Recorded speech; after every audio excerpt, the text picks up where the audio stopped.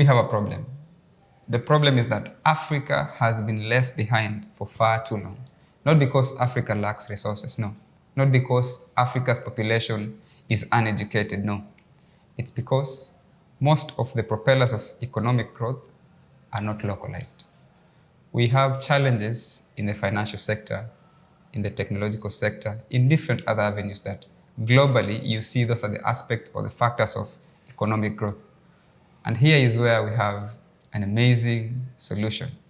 We have an emerging population that is brilliant, they have sharp minds, very innovative, that are coming up with solutions to tackle African problems. And today, in this video, I have compiled 10 startups across Africa that are actually tackling these problems, be it in financial sector, in education, in health, in agriculture. Those aspects I'm going to be addressing them here.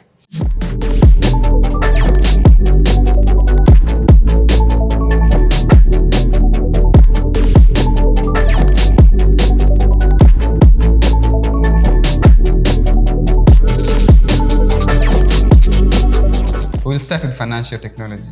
In Egypt, we have a company called MNT Halan.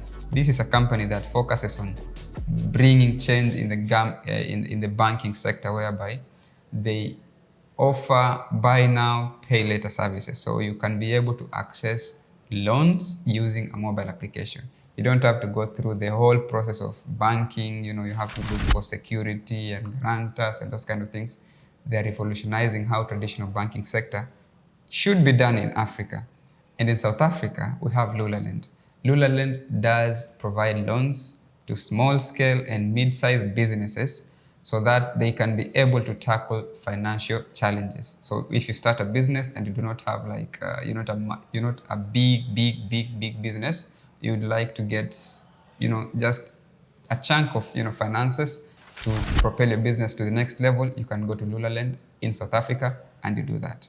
And in Nigeria, we have Duka, which is simplifying how small-scale businesses should be managing their finances. It provides payment processes and bookkeeping tools for these people to actually incorporate in their small-scale businesses to run forward. When you look at Africa, and in terms of development, you also need to look at the remote areas, those areas that are not being penetrated yet, those areas that have not been really explored in terms of manpower, resources, and those kind of things.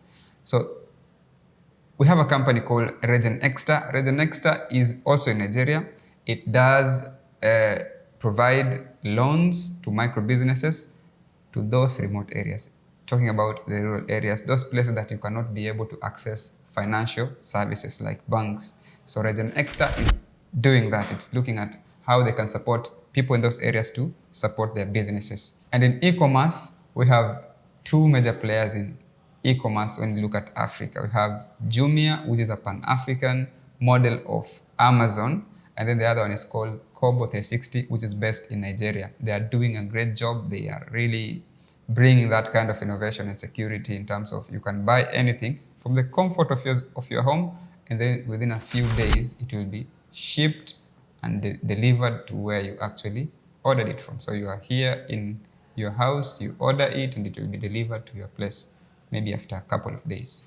Agriculture and health has been an area that needs a lot of support. We have a lot of outbreaks, and usually Africa has that challenge of handling those kind of things, but we have solutions. In Nigeria, again, we have Sabi, which is in Nigeria. It empowers farmers. This is in agriculture. It empowers farmers with digital tools and resources, including weather forecast. Look at this. Weather forecast, market information, and financing options.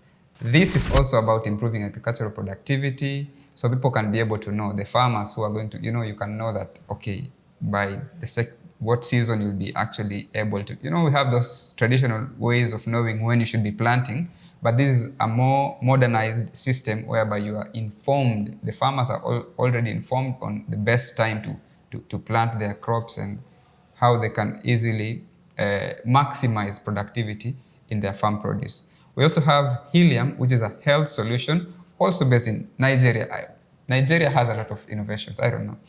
But Nigeria, it's a Nigerian company which is making waves in the health technology, They are digitizing medical records and streamlining healthcare administration, leading to a more efficient healthcare system. This is a problem we face in Africa. You can go and ask for a specific record of your diagnosis it took place maybe a couple of months, and you will find it's missing because there is poor record keeping. But this kind of ventures like Helium Health, they're coming in and streamlining and digitizing those kind of records so that you can be able to have a more effective healthcare system. Education is also of great importance. You cannot have a generation that is uneducated and expect to get development in it. So education has been, with the increase of technology, we are trying to also modernize. We still have the system of education that was there in the 80s, where people go and sit with desks and the teacher goes and stands in front of them and start, A, B, C, D, those kind of chorus. But we want to make education to be more fun, so that when you have kids in classroom, they actually feel like they should continue learning. For us, we were like feeling like you're being forced to go and study. When you wake up in the morning and you're just imagining, I'm going to class, you can imagine like that kind of a torture system that is there. But these particular solutions like Ubongo, which is a company with a mission to make education fun and engaging for African children. They create educational games and entertainment content specifically designed for the African children. I mean, they are making that education to be fun, so that when you see a book that you have to read, you are reading it like you're singing. Young kids, they have to be helped to understand what they're learning. It has fun and fun and creative ways of learning.